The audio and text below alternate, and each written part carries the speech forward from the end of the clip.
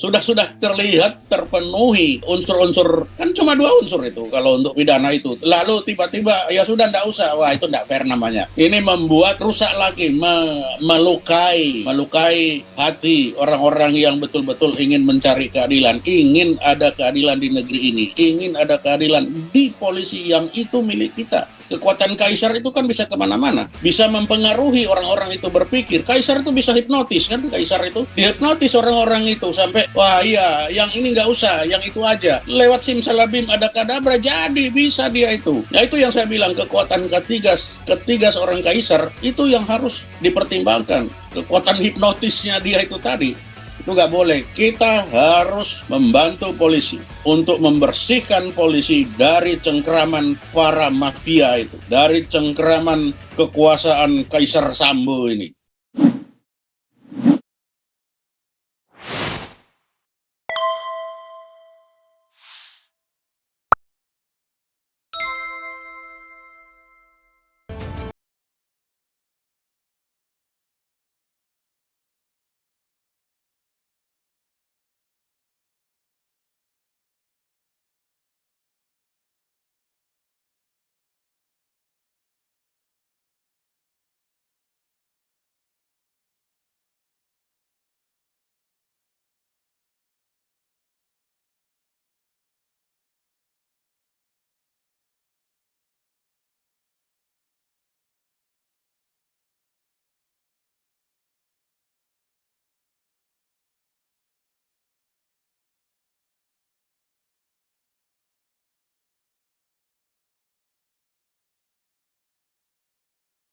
Pastinya semua yang terpenuhi dua unsur pidana ya masuk pidana.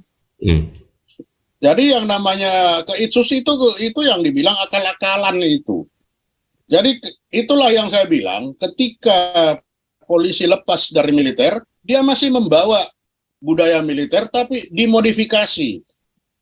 Di militer itu ada pidana militer, disiplin militer.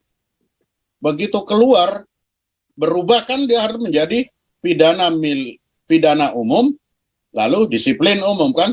Ternyata ditambah lagi kode etik. Nah, yang dihukum katanya kode etik, padahal pernah ada orang dihukum karena kode etik. Orang dihukum karena disiplin. Ya kan? Nah, dibikin kode etik untuk apa? Ya benar Pak Kosinudin tadi. Inilah untuk bangker-bangker sebelum dia sampai ke pidana, ini aja ditahan dulu di sini. Misalkan begini, ini pinternya ya. Kalau mobil, kita semua punya mobil. Mobil itu ada yang namanya SOP, manual book kan. Bagaimana pagi-pagi ganti apa segala macam. Nah, begitu jalan di tol, mobilnya rusak. Begitu mobil rusak, yang ditanya, itu SOP-nya sudah dijalankan belum itu? Di pagi-pagi dipanasi atau tidak? Oh sudah, oh ya sudah kalau begitu, sudah benar ini. Mobil rusak itu nggak dilihat sama dia. Nah, seharusnya begitu rusak, yang dilihat kan kenapa nih? Mobilnya rusak, ya mobil rusak yang ditanya, bukan SOP. Lah sama dengan ini. Begitu ada CCTV hilang, yang dicari ini pidana bukan. Tapi ini kode etik bukan ya. Lah kan ini kebalik. Yang celakanya kode etik terpenuhi, yang pidana terpenuhi, ada kode etik lah, malah ya udah aja kode etik ada. Lah padahal sudah terpenuhi. Lah kalau kita di militer tidak begitu. Kalau kasus ini terjadi di militer, saya kan tukang periksa itu di Aspam. Begitu ini terjadi, semua yang terpenuhi unsur pidana, masukkan dulu semua, masuk periksa di pidana semua. Kalau nanti ternyata ringan hukumannya, itu baru diturunkan ke disiplin. Tapi nanti dilihat, tapi semua yang diperiksa itu di dalam proses pro justisia. Nggak ada seperti sekarang. Sekarang banyak yang diperiksa itu, tetapi kan di luar, ditahan. Wah itu kok penahanan badan di luar pro justisia itu gimana lagi? Itu pelanggaran ini yang baru. Sambo ditahan seperti itu pelanggaran HAM yang baru lagi itu. Coba baca itu di dalam peraturan pemerintah nomor berapa itu tentang disiplin polisi. Penahanan 21 hari itu bukan dalam rangka pemeriksaan, tapi itu adalah hukuman. Coba lihat hukuman yang paling bawah itu pindah paling bawah penahanan, bukan penahanan, menempatkan di tempat khusus selama 21 hari. Itu hukuman. Lah orang ini belum kapan dihukum? Jadi dia ditahan sekarang apa sudah dihukum itu, dianggap dihukum 21 hari itu.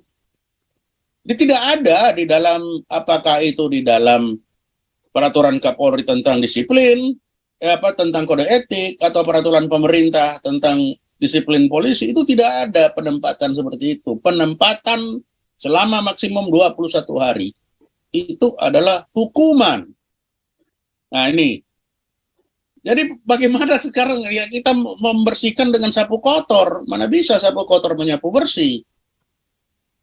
Jadi ini sudah pemainannya sudah nggak beres. Makanya ini ya semuanya harus dibenahi.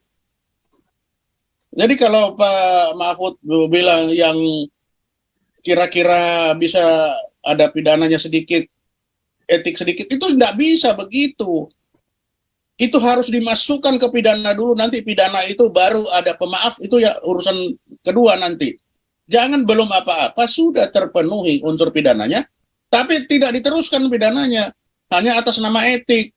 Oh sudah etik aja, oh nggak bisa begitu. Ini perbedaan mendasar antara militer dan polisi sekarang. Kalau di polisi tidak, di militer tidak mungkin terjadi seperti itu. Semua yang terpenuhi langsung masuk semua. Disidik dengan pidana. Nanti setelah dilihat lagi waktu penyidikan itu, oh ternyata ringan dia. Oh bisa dihukum dengan hukuman disiplin. Tidak dengan pidana militer, tapi disiplin militer. Kalau ini belum apa-apa sudah mau dibelokkan ke situ. Nah, ini tidak fair namanya. Ini tidak fair. Sudah terlihat terpenuhi unsur-unsur, kan cuma 2 unsur itu kalau untuk pidana itu. Lalu tiba-tiba ya sudah tidak usah. Wah itu tidak fair namanya. Ini membuat rusak lagi, melukai hati orang-orang yang betul-betul ingin mencari keadilan, ingin ada keadilan di negeri ini, ingin ada keadilan di polisi yang itu milik kita. Itu jangan sampai itu adalah pengaruh dari kekuatan mafia Sambo itu tadi. Kekuatan Kaisar itu kan bisa kemana-mana, bisa mempengaruhi orang-orang itu berpikir. Kaisar itu bisa hipnotis kan, Kaisar itu dihipnotis orang-orang itu sampai wah iya yang ini nggak usah, yang itu aja. Lewat simsalabim ada kadabra, jadi bisa dia itu. Nah itu yang saya bilang, kekuatan ketiga seorang kaisar itu yang harus dipertimbangkan, kekuatan hipnotisnya dia itu tadi. Nah ini jangan sampai Menko Polhukam juga menyampaikan jangan sampai terkesan dia terhipnotis. Itu nggak bisa, beliau sebagai seorang hukum, betul Pak Taufik tadi, harusnya terlihat semua yang terpenuhi unsur pidana, masukkan pidana dulu semua. Nanti setelah dalam pemeriksaan itu, apabila sedemikian ringannya, itu baru diturunkan tidak ke pidana tapi ke disiplin. Itu yang kita lakukan di militer. Saya Aspam punya kerjaan itu. Waktu di Angkatan Laut, di Bais juga seperti itu. Pokoknya semua ada yang masuk pidana-pidana itu masuk dulu semua. Nanti itu ada pemaafnya itu. Tapi pemidana itu harus dijalankan. Jangan belum apa-apa sudah disaring. Oh ini enggak. Lah itu terhipnotis namanya. Kan gitu. Iya, itulah Pak Sule. kekuatan Sambo. Hati-hati kekuatan ketiga itu. Iya, Pak Sulaiman. Artinya ini persoalannya sebenarnya persoalan di tataran implementasi atau di tataran regulasi atau struktural begitu, Pak? Sebenarnya regulasi maupun implementasi dua-dua. Dari regulasinya sudah seperti itu. Oke, sekarang kita laksanakan itu. Kalau itu dilaksanakan, maka yang jelas kita balik aja yang jadi pegangan kita apa sekarang? Pidana. Oke, kalau pidana yang terpenuhi berapa unsur pidana yang terpenuhi? 2. Kalau terpenuhi ya masukkan aja semua dulu. Nanti habis itu dicoba nanti pelanggarannya. Kalau memang sedemikian ringannya baru turun ke disiplin hukumannya. Tetapi hukuman itu datang dari keputusan pengadilan. Turun, bukan keputusan hasil saringan. Nah, ini kan kayak menurut kata kalau Pak Kosinudin itu saringan-saringan, kan disaring dulu, ini taruh sana, ini taruh sini. Ya kayak main anak-anak itu masuk apa, yang masuk lubang itu pindah sana, pindah sini, kayak mainan gitu aja. Nah, itu kan nggak bisa begitu. Karena kita sudah punya kita sudah punya perjanjian. Setiap perbuatan yang memenuhi unsur unsur pidana, itu harus masuk pidana. Minimal kan. 2. Itu kita harus pakai. Jangan sampai itu disimpan atau hanya dijadikan hiasan.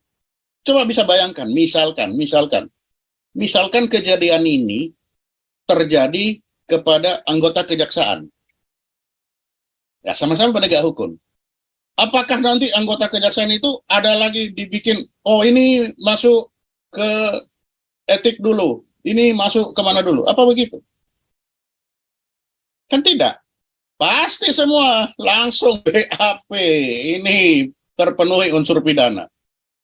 Nah, kita coba bayangkan, antara polisi dengan kejaksaan itu sama tingginya. Kalau kasus ini terjadi kejaksaan, itu coba seperti apa kira-kira? Apakah sama dengan ini atau tidak? Pasti tidak. Apa yang terjadi di kejaksaan sama dengan apa yang terjadi kepada orang lain. Begitu terpenuhi apapun semua, siapapun dia, begitu terpenuhi 2 unsur, masuk berita acara semua. Begitu 5 tahun, tahan. Nah, itu kan yang dilaksanakan. Seharusnya itu juga harus dilaksanakan yang sama terhadap polisi. Equality before the law. Apa itu? Sama di muka hukum. Pakai bahasa Inggris kok susah-susah ya, pakai bahasa Indonesia. Ya, bahwa itu sama di depan hukum kan seperti itu. Kalau sekarang mau diterapkan pilih-pilih, ya berarti tidak sama dong di depan hukum. Anak buahnya Kaisar Sambo berarti lebih hebat dong, sehingga dipilih-pilih terlebih dahulu. Oh, tidak boleh itu terjadi. Itu nggak boleh. Kita harus membantu polisi untuk membersihkan polisi dari cengkraman para mafia itu.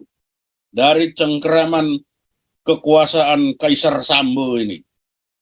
Jangan lupa, yang namanya polisi itu ada milik kita. Kita yang memiliki organisasi yang namanya polisi. Para anggota polisi yang ada sekarang di sana mengawai itu kita bayar sama dia. Kamu jalankan organisasi ini dengan baik ya. Kalau nggak baik ya udah pinggir aja. Karena kita menginginkan organisasi ini berjalan dengan baik. Untuk itulah makanya kita harus bicara begini terus apa? Untuk kita bisa memperkuat kekuatan kepercayaan diri polisi-polisi yang baik-baik yang masih ada di dalam, yang terlepas dari pengaruh kekuasaannya Kaisar Sambo ini. 400.000 polisi, masa kalah semua sama Sambo? Pasti banyak yang baik. Tetapi banyak mereka masih banyak berdiam.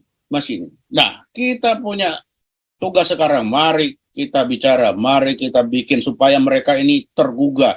Oh iya, saya harus melaksanakan apa yang sebenar-benarnya. Tidak bisa kekuasaan gelap ini kita biarkan terus-menerus. Harus dilawan. Bersama kita bisa. Itu, Pak.